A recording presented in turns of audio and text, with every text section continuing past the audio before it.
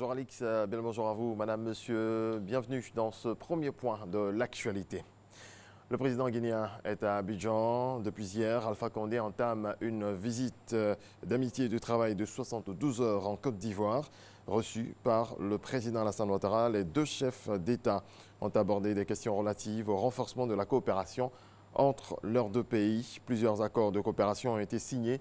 Ils sont relatifs, entre autres, à la commission mixte, au traité d'amitié et de coopération et au bon voisinage. Les travaux de la 8e session sur le marché financier africain ont démarré ce jeudi. Une rencontre qui se donne pour objectif de soutenir des marchés de capitaux africains. La cérémonie d'ouverture a été présidée par le vice-président ivoirien Daniel Kablan-Duncan. L'armée de l'air ivoirienne a reçu hier un nouvel aéronef, un appareil qui vient renforcer la capacité opérationnelle de l'armée. La CASA 295 a démontré ses performances exceptionnelles dans des conditions extrêmes propres à l'Afrique subsaharienne.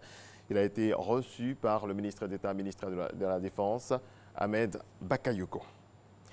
La 23e journée africaine de la prévention des risques professionnels et la 17e journée mondiale de la sécurité et de la santé au travail seront célébrées le 28 et 30 avril prochain. Ces journées visent à éveiller l'attention des travailleurs, des employeurs et des pouvoirs publics sur l'importance des risques professionnels. Grâce Kando.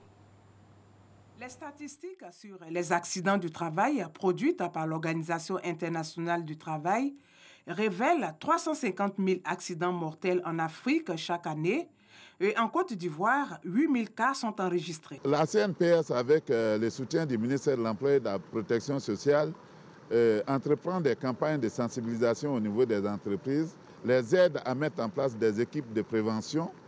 Elle aide également à lutter contre la gravité des accidents. Et je peux vous dire que ces dernières années, ces indicateurs ont connu une chute assez importante qui nous encourage donc à poursuivre cette action que nous avons déjà commencée. La 23e journée africaine de la prévention des risques professionnels et la 17e journée mondiale de la sécurité et de la santé au travail sont l'occasion pour la Caisse nationale de prévoyance sociale d'animer plusieurs panels. En matière de santé et sécurité au travail, on a aujourd'hui dans des systèmes de gestion, de management de la santé et sécurité au travail les plus complexes, le rôle du fonctionnaire de la sécurité va jusqu'à piloter ces systèmes, ces changements, etc.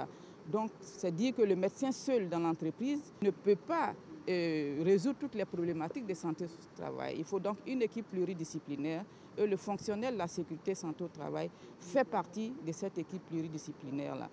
Les accidents du travail réduisent la disponibilité du personnel. Réduisant la disponibilité du personnel, nécessairement, va induire des risques au niveau de la rentabilité ou de la productivité de l'entreprise. Et donc aujourd'hui, c'est de faire en sorte que ces ressources soient disponibles en faisant en sorte de mettre en place des actions de prévention suffisamment efficaces et durables pour faire en sorte que les collaborateurs soient également épanouis et qu'on puisse assurer le bien-être au travail. La Caisse nationale de prévoyance sociale prévoit des campagnes de sensibilisation sur les risques en entreprise dans les prochains jours. Objectif de développement durable, la société civile lance ses consultations pour mesurer le niveau d'évolution des réformes en ce sens. Jean-Marc Djadji, Isaïo.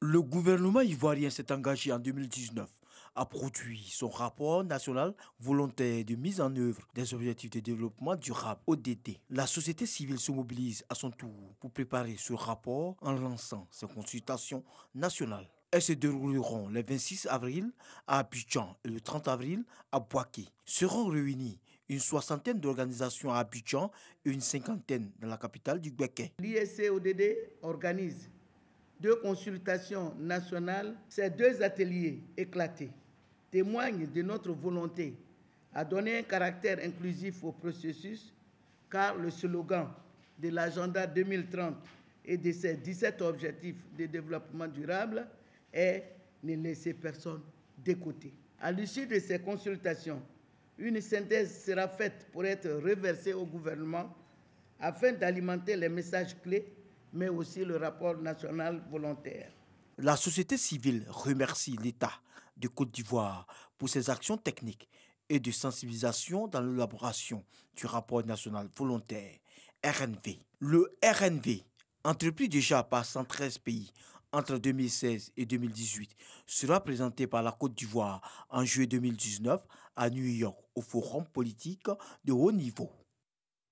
Nous sommes ensemble jusqu'à 7h, mais avant, je vous donne rendez-vous à 6h30 pour le Journal Afrique.